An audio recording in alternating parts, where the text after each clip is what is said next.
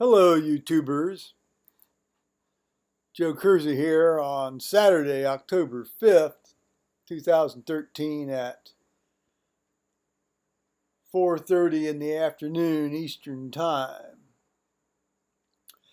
Um, we've had a couple of fairly heavy off and on rain showers here today, starting around, well, starting around 1:30.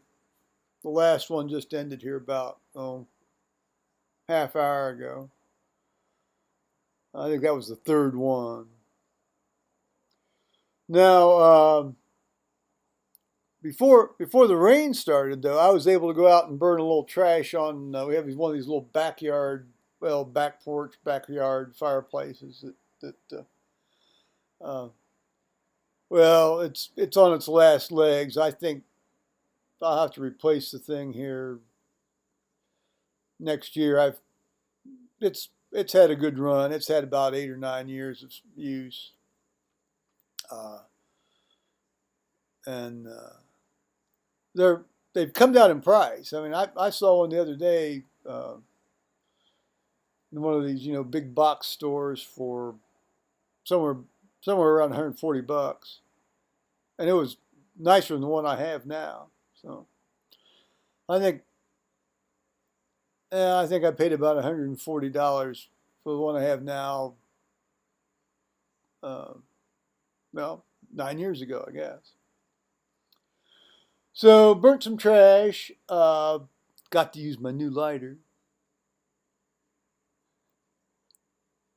And uh, then I've been engaging in a back and forth email conversation with a woman who's a good friend of mine. I've I've known her. Well, I've known her since around 1972, I think, and maybe earlier. And uh,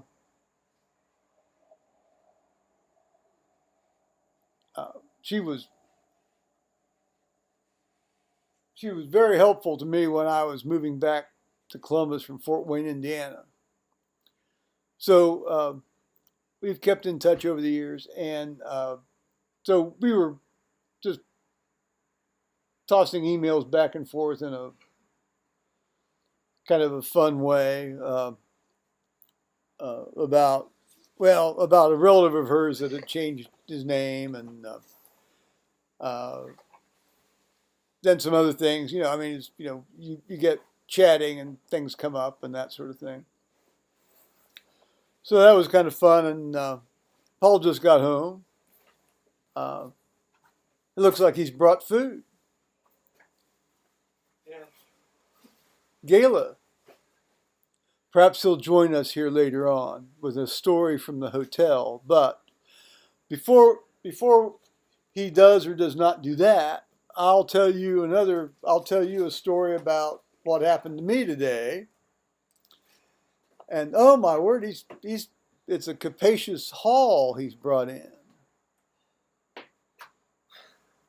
Well, God bless us all, and thank you to the hotel and God for more daily bread.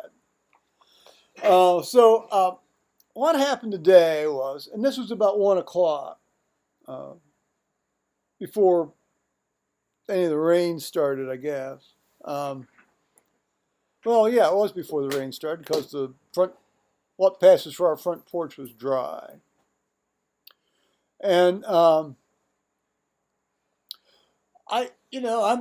in here doing some YouTubey stuff and emaily stuff, and read the Wall Street Journal online and read some other stuff online.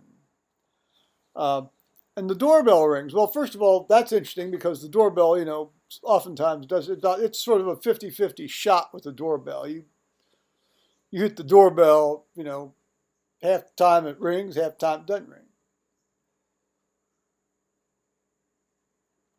And I shouldn't call it a doorbell. It's not a bell. It's some sort of electronic noisemaker on the wall over here, And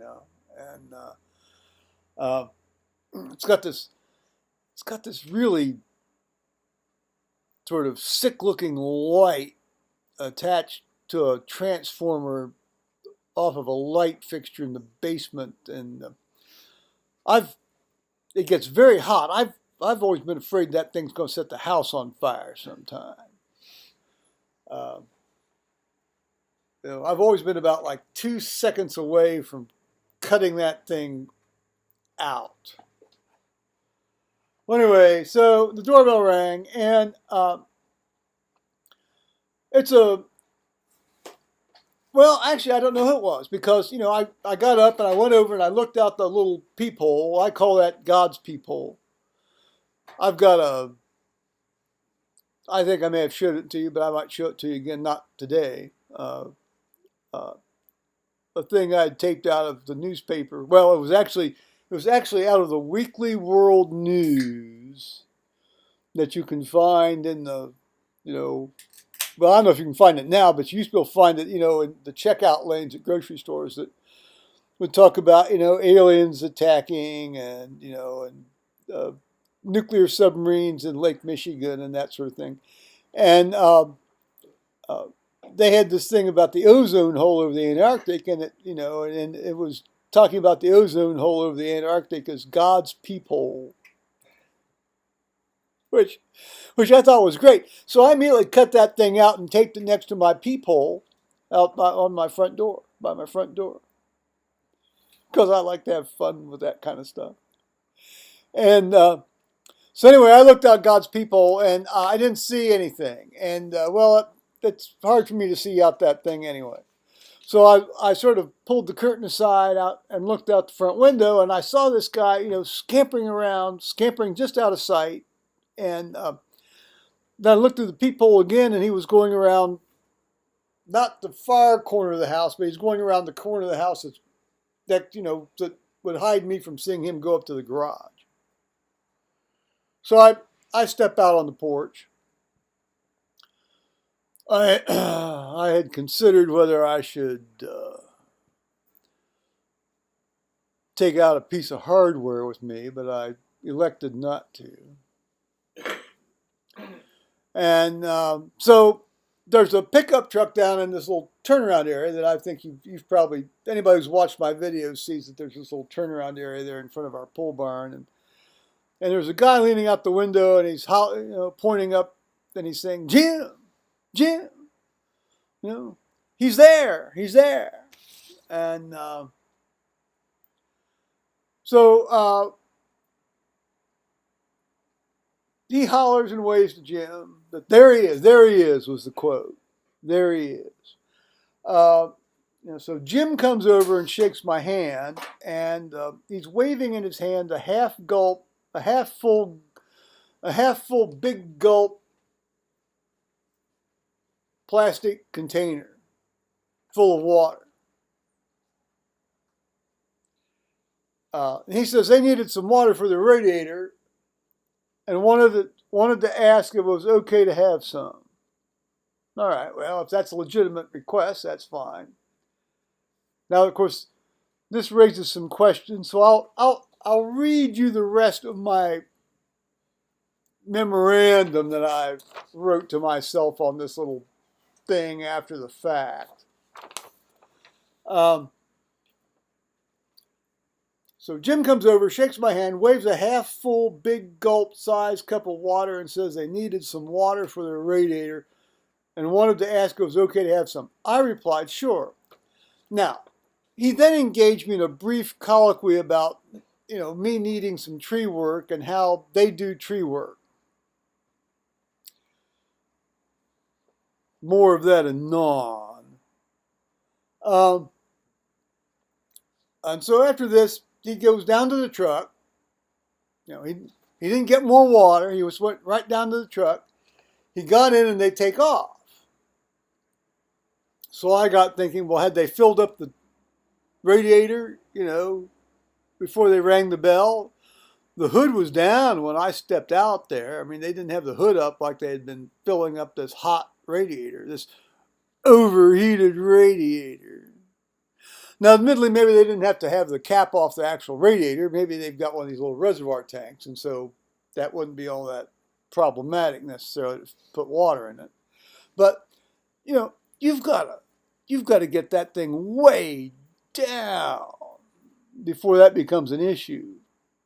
Okay, as we all know, because this was a modern truck. I mean, this wasn't, this was like a 7, 8 year old truck. This wasn't, some relic from the uh, 1970s. Okay, now I had a 1979 truck, and it basically had a radiator. Okay, it didn't have a reservoir; it had a radiator. And if you had the horse with that when it was hot, then that was a bit of a challenge. It's not so much a challenge now if you open the reservoir tank. All right. So he gets in, they take off, and they filled it up before ringing the bell.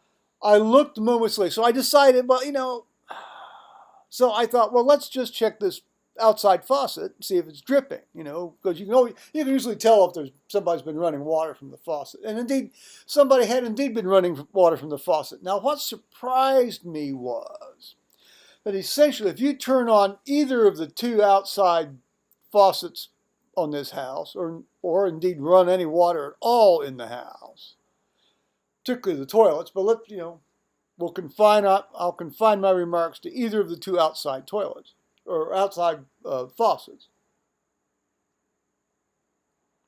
You can hear these things run. You can't hear. I could have basically a bomb go off out front and I wouldn't hear it. But if somebody runs my water, I can hear that water. Okay, so I didn't hear anything. But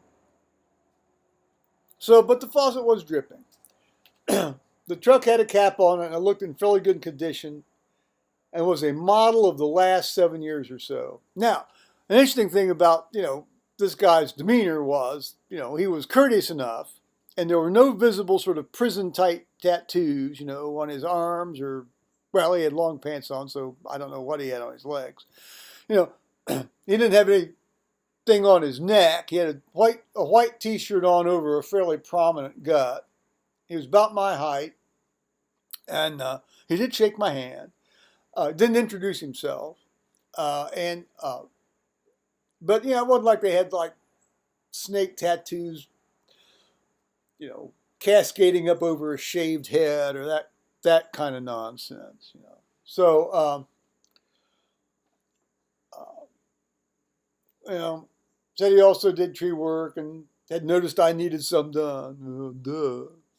I said I could not afford it. Now, this raises some questions. Why immediately scamper off the porch after ringing the bell? Rather than standing there waiting for me to answer the door, he had clearly rung the bell and gotten off the porch and then started moving around, taking a look. He had clearly been trying to look in my front window.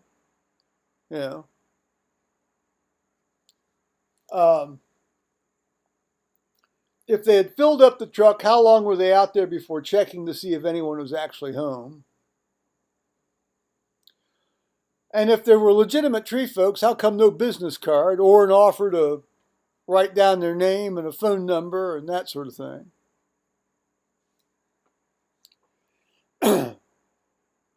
So I think we was cased, as to put it in the vernacular. We was cased. And I didn't feel that I had enough to justify calling the sheriff, because I wasn't able to get the license number off this truck, because these guys got in the truck and went, they're down the driveway, they're out here. I then immediately realized that I needed to go back and check to see if, because sometimes these guys work in 3s and 4s, and sometimes they'll have somebody out in the front to distract you while somebody comes in your back door. So I immediately got back, hid myself back in the house and looked out my back door to be sure that there wasn't anybody lingering about down there. So that's a bit of something to carry around with me now. So anyway, I thought you guys might be interested in that tale. Because Paul's gone out on the porch. I don't think he's going to join us and tell us a story tonight.